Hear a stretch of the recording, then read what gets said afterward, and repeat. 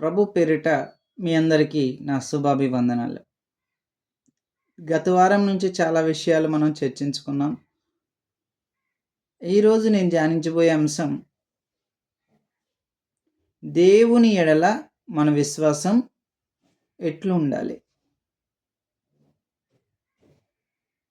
ఇక నేను కొన్ని విషయాలు మీతో చర్చించబోతున్నాను. విశ్వాసం అనేది ఎలా అంటే కొన్ని సందర్భాల్లో మనకి ఉపాధి లేకపోవచ్చు. కొన్ని సందర్భాల్లో మనం చాలా ఇబ్బంది పడవచ్చు. కానీ నువ్వు చర్చికి వెళ్తూ ప్రార్థన చేస్తూ అధైర్యపడకూడదు. ఎందుకంటే నువ్వు చర్చికి వెళ్ళినప్పుడు నువ్వు ఎవరిని నమ్ముకున్నట్టు? నీ దేవుడైన యేసయ్యని నమ్ముకున్నట్లు. అయితే నమ్ముట నీ వల్ల అయితే సమస్తము నీకు సాధ్యమే అని నా యేసయ్య మన యేసయ్య చెప్తూ ఉన్నారు.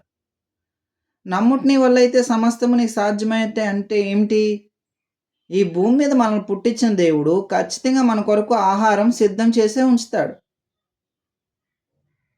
ఈ భూమి మీద నిన్ను పుట్టించిన దేవుడికి నిన్ను ఎలా చూడాలి, నిన్ను ఎలా ఉంచాలి, నీ ఎడల ఆయన ప్రణాళిక ఏంటనేది ఆయన అరచేతిలో చెక్కుని ఉన్నాడు. ఇది అవునా కదండి? అయితే ఈరోజు ఆయన మాట విని ఆయన ఆజ్ఞలను గైకొని నీవు నడిచిన ఎడల సమస్తము ఆయనకి అప్పచెప్పి నువ్వు ధైర్యంగా నిలబడాలి.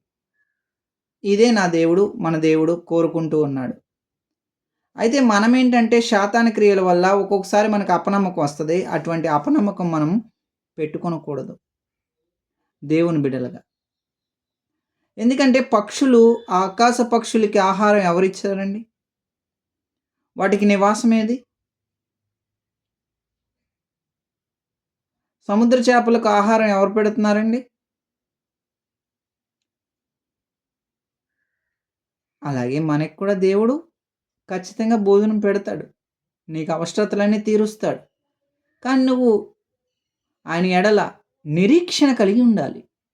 ఆ నిరీక్షణ నీలో ఉంటే దేవుడు నీకు సమస్తము చేస్తాడు. నువ్వు ప్రార్థించినప్పుడే సమస్తము నీకు జరిగిందని నువ్వు విశ్వసించాలి. అధైర్యపడొద్దు, భయపడవద్దు.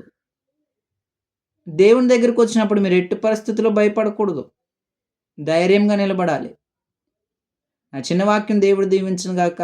మీరందరూ నా ఛానల్ సబ్స్క్రైబ్ చేసుకోండి, సపోర్ట్ చేయండి. నేను ఇంకా మంచి మంచి దేవుని విషయాలు మీ కొరకు చేస్తాను.